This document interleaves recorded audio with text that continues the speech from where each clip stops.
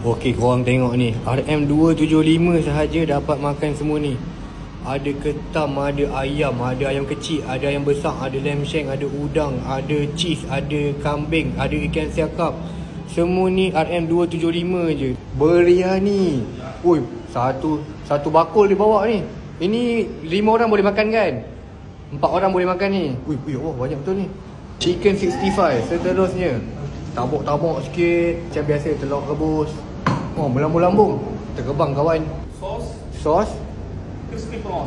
Oh, udang, crispy prawn, udang. Makanan kegemaran aku hari ni, lamb shank. Lamb shank, besar lamb shank dia, gemuk-gemuk. Ada lagi. Apa pula ni bos? Ini tandoori siakap. Siakap pun dapat. Wah, macam ni banyak betul ni. Ikan siakap lagi. Ada lagi guys. Apa pula ni? Crab masala. Crab masala. Ui. Masya Allah, besar ketam dia. Berasap ni. Apa ni? Sizzling mutton.